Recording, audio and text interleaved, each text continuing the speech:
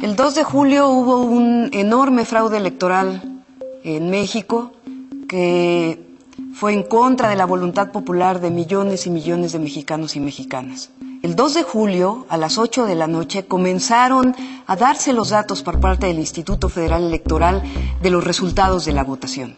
Inicia Calderón ganando los primeros votos y Andrés Manuel López Obrador va en la parte de abajo.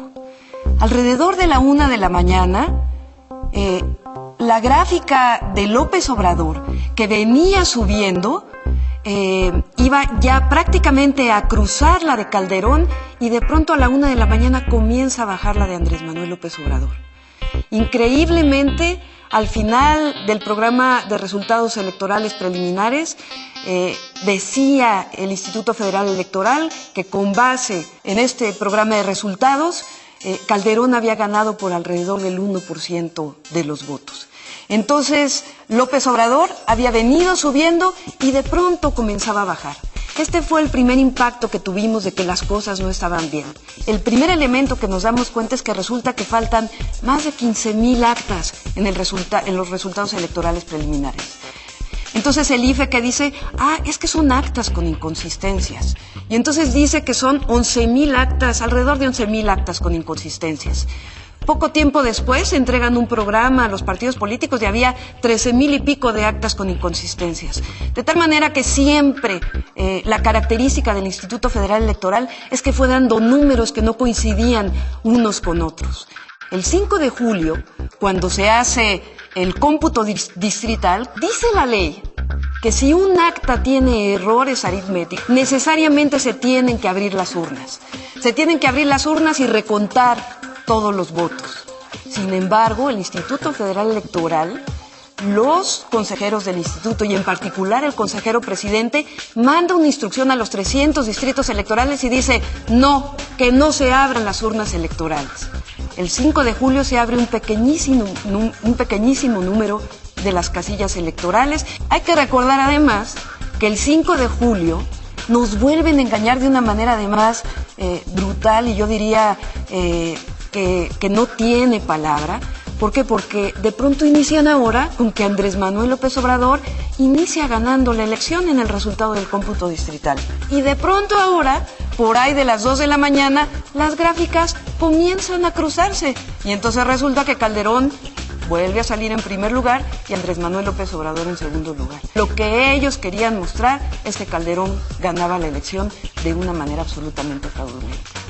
Resulta que los números no coincidían en cerca del 60% de las actas. A la hora de revisar las bases de datos y nuestras propias actas, nos dimos cuenta que 1.6 millones de votos se habían alterado. Alrededor, poco más de 700,000 faltaban. Es decir, se habían robado durante la elección alrededor de 700,000 votos. Hay que recordar que una magistrada del Tribunal Electoral dijo que a lo mejor que los votos que faltaban era porque los jóvenes que nunca habían votado habían doblado su boleta electoral y se la habían llevado a su casa. En realidad lo que ocurrió es que cerca de 700,000 boletas se las robaron. Que al final de la elección, a la hora de ver que Andrés Manuel López Obrador ganaba una casilla, quitaban esas boletas y ponían otro resultado en las actas electorales. Cerca de 800,000 votos no correspondían con el número de votantes. Es decir, se agregaron a las casillas, a las urnas electorales, alrededor de 800,000 votos. Recordemos que la diferencia entre Calderón y Andrés Manuel López Obrador, de acuerdo con el IFE, era de alrededor de 230,000 votos. El Tribunal Electoral, tiempo después, dice: no vamos a abrir todas las urnas electorales, vamos a abrir el 9% de las casillas. No solamente resulta que la votación del 90% de las casillas no tiene nada que ver con lo que nos había dicho el IFE, sino que resulta que en el 72% de las casillas o faltaban o sobraban votos. Había votos de más o votos de menos.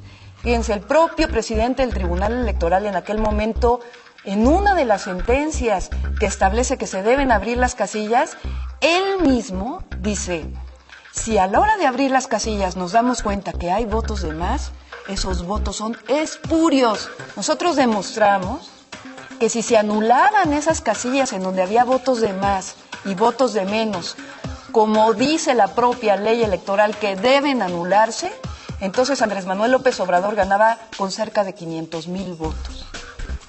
Sin embargo, ¿qué es lo que hace el Tribunal Electoral? Al final dice, vamos a hacer una sentencia en la que si en la casilla electoral, si en esa casilla los votos espurios o los votos robados no cambian el resultado entre el primero y segundo lugar en esa casilla, entonces la consideramos como válida. Mientras usted haga fraude hormiga y le meta 1 o 2 o 3 votos a cada casilla, no importa, la elección será válida, siempre y cuando no le ponga 50 votos en la casilla, que no cambie la diferencia entre el primero y el segundo lugar de la casilla. Y entonces anula muy poquitas casillas. Y entonces, ¿qué es lo que hace? Hace válido el fraude electoral. El Tribunal Electoral hizo legal ese fraude electoral en donde había cientos de miles de votos de más y cientos de miles de votos de menos. ¿Qué ocurrió el 2 de julio en nuestro país? Ocurrió que hubo un fraude organizado entre la alianza de Felipe Calderón, Vicente Fox y una parte muy importante del PRI, en donde destaca la maestra Elbester Gordillo. Se pusieron de acuerdo, nos engañaron, que hubo un enorme fraude electoral. Teníamos las pruebas, tenemos las pruebas, sin embargo el Tribunal Electoral no lo aceptó. Por eso se constituye un gobierno legítimo, por eso la Convención Nacional Democrática, y por eso vamos a seguir luchando por un gobierno legítimo, porque se reconozca el voto por el sufragio efectivo.